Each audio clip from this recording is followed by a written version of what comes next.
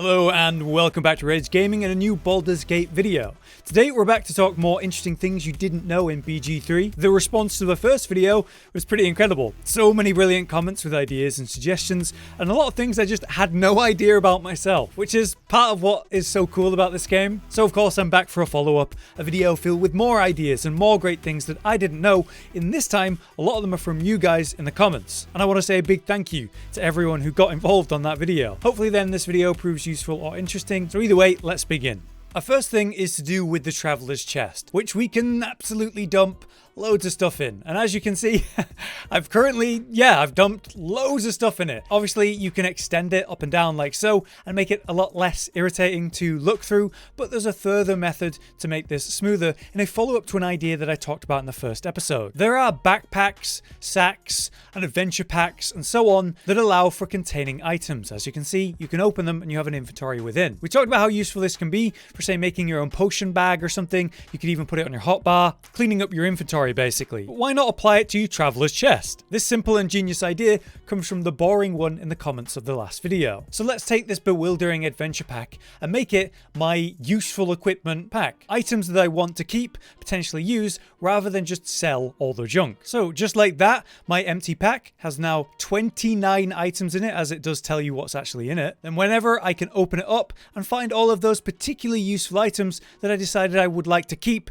and talk about or use later on. This is just an example, but honestly, I'm now going to spend some time really organizing this. I'm going to make one for like vendoring junk, like these random grays and so on. It's going to make this whole experience so much smoother. Next, we have one to do with traders, an incredible tip from the same person, that boring one. Thank you so much for all the help. Basically, you have two types of trading, right? Trading and bartering. We all know that. But have you actually stopped to pay attention to the attitude of the vendor? If you stay in the barter tab and choose to give them items, you're not actually going to earn anything for this, obviously. The trader will be pleased with this offer. So let's make that barter. I'm going to receive no gold from that, and suddenly her attitude has gone up from 0 to 12. Now, while her attitude's still in orange, let's look at this purple staff before we do anything with that reputation. 1,617 gold to buy it right now. That boring one suggested that it was about 6 gold will net you 1 approval, so you can actually give them total junk. It doesn't have to be incredible items like I'm doing for the purpose of this video. It could be the junk that you collect, of which we all collect a lot of junk. And as long as it's worth 6 gold or more,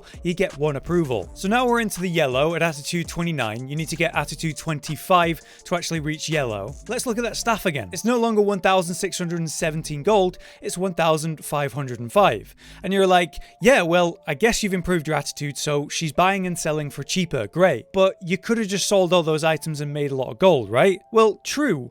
But what if you intentionally pick a vendor that you know you're going to interact with a lot, that you know has a good amount of money, that you want to sell to and buy from potentially regularly? Well, if you have higher attitude, you can get more for what you're selling and buy for cheaper whenever you interact with that specific vendor. So if I were to push this all the way to green, it would be even cheaper and I would be able to sell for even better prices. Ultimately, the idea here is that you build your attitude with a vendor so that vendor becomes the vendor you go to sell all your junk and whatever else to make the most gold. Of course, they'll eventually run out of gold, but they do reset after a period of time, so you can just keep using the same vendor that has a great attitude. And of course, you can get a better attitude with multiple vendors if there's a bunch you like.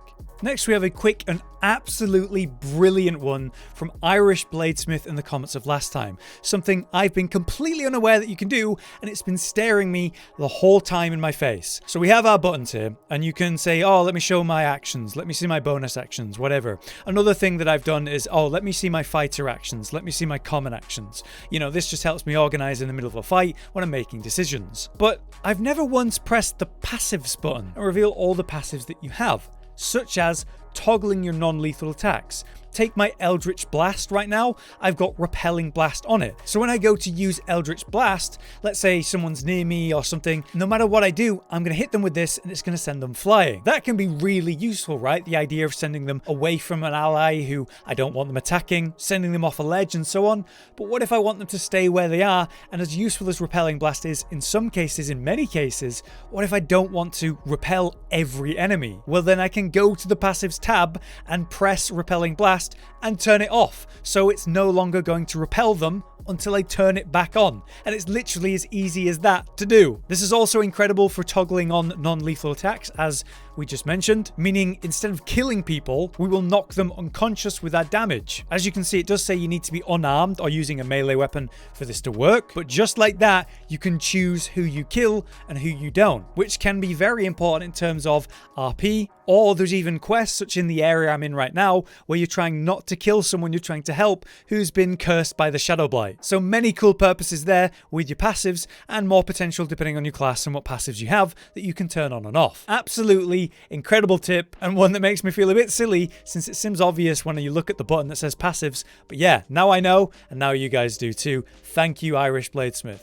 Next one from me in regards to something that I realized recently, and I've included in a build video, in the multi-class video, and I want it in this video as well in case you haven't watched those. Basically, depending on the martial class that you're playing, at level 5, you can get extra attack. It's a passive that allows for an extra weapon attack or unarmed attack after using one of those already. Basically being able to take multiple melee actions in a turn. Now, there is this detail in D&D, or in this game too, where you can't stack this effect. Let's say you're level 5 fighter and level 5 paladin. Both of these get extra attack at level 5, but just because you've got 2 extra attacks doesn't mean they're going to stack, and it won't allow for a triple attack. But in the case of the Warlock one, for some reason that's just not the case. By using the Pact of the Blade, you can eventually reach your deepened Pact, which also provides an extra attack. And for whatever reason, these two effects are stacking. We're not really sure, or it's not clear if this is intended or not, but for the time being, we're able to make use of extra attack and deepen Pact's extra attack to attack 3 times in a turn without using like action surge or anything else like that, which is pretty incredible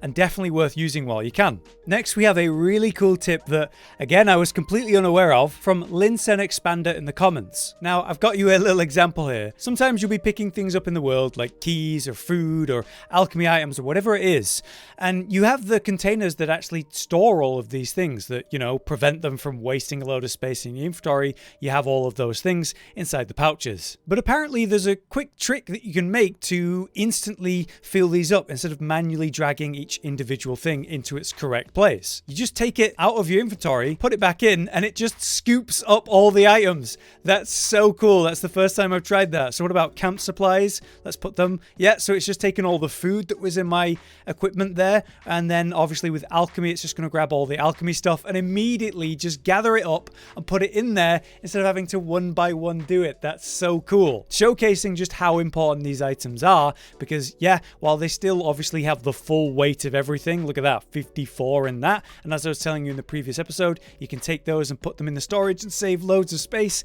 It is cool the way they just scoop them up and put them together for organization purposes. Super good tip, Linsen, thank you. But you know, Linsen Expander also had another great comment. Just the simple fact that, yeah, you have your items that you can throw, and this is from your inventory. So when you press I, you can see all the stuff that you have. But of course, when you press tab, you have everyone's inventory, and as you can see, Asterion here has a load of arrows and other potions and such that they could throw or use. Now, if I wanted to use Asterion to give my main character a potion, say we're in the middle of combat, we'll turn on turn-based mode just to show this. We'll have Asterion then try to throw the potion of healing at my main character to heal him. But the action of throwing, of course, requires a full action. So that would be a pretty hefty turn to use one throw action for a heal. Instead, apparently what you can do is choose the character you want to heal, open up the shared inventory, and then just find the item. And then rather than throw it, you can just use it. And as you can see, it'll be single use bonus action rather than the action of throwing it. So when I right click it and choose drink,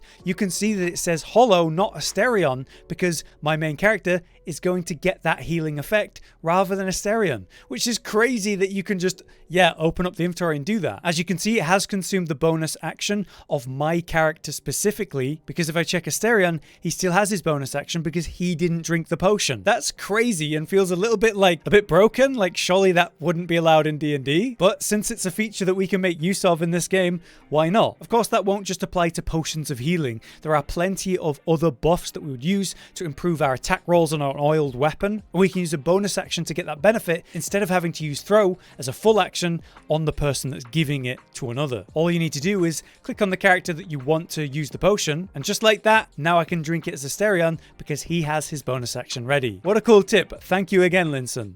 Next, this comes from a multi-class video that I did recently where I had a look at Barbarians and Druids as a multi-class. Something that I didn't expect to work but totally does and then makes a basis of a specific multi-class is how Barbarian Raws actually will carry over to your Druid wild forms. So in the case of the Bestial Heart Bear Heart Raw, where while you have that Raw active for 10 turns, you are taking half damage from most damage sources, including physical, meaning you are massively reducing the damage you take. But if you combine that with a bear form that has massive health pool, suddenly you're making that big health pool take half the damage on most damage types, and again, physical is the most common one. All you actually have to do this is raw before you go into the bear form, because once you're in the bear form, you can't actually have the button on your bar to raw. But to be fair, you would do the raw before taking any combat actions anyway. It'll just delay the transformation slightly, but again, well worth it. This leads to such an ultra tanky druid that it might be one of the tankiest things that you can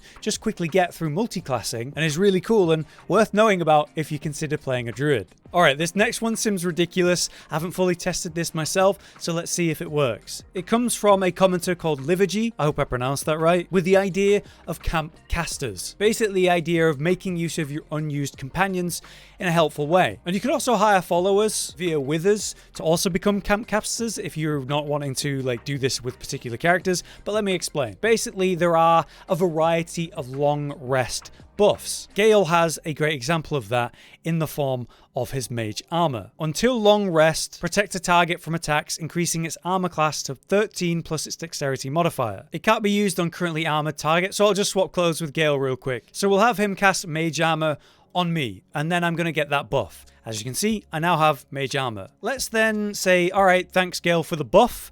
I need you to remain in camp for a while. Just like that, he's no longer in the party.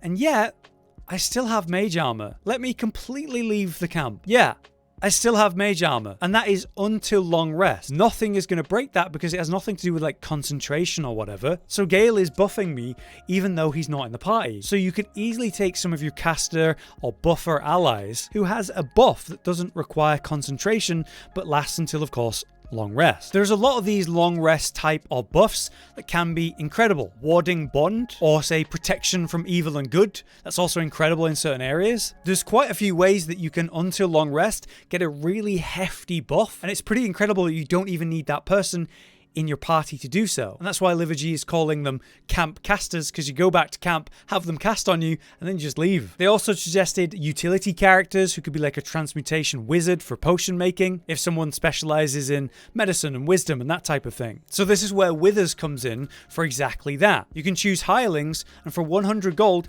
actually recruit one. As you can see, this allows you to pick from a selection of people, and just as suggested by Livergy, you could pick someone with a useful buff. Just like that, we have our own hireling who we can choose to level up and give them details that will actually be useful for this concept. Then as always, just like a companion, you can say, hey, wait for me in the camp, and then interact with them, put them in the party, get the buffs, have them craft stuff, whatever, and leave them behind, which is just awesome. So yeah, very unique tip, really cool, glad to include that. But there you have it, a bunch of things that I either recently learned myself or learned via the comments of the first video. Again, a big thank you to everyone who got involved, made suggestions, comments. Honestly, there was even more than I could consider for this video, so maybe there's a third video worth doing. On that note, if you had more things that would fit in this concept that you think most people don't know, then please comment it down below. For now though, I've been Hollow, you've been you. Thank you for watching, I'll see you next time. Josh, Cotton, and Hollow with the videos, dropping the humor like a hammer on your tippy toes, bringing entertainment on a daily arrangement to take our insanity and turn it into entertainment. Yes, I said entertainment twice, to reiterate that it is nice to look into your faces on a mostly daily basis when you let us in your homes to make the whole world a stage. Goodbye.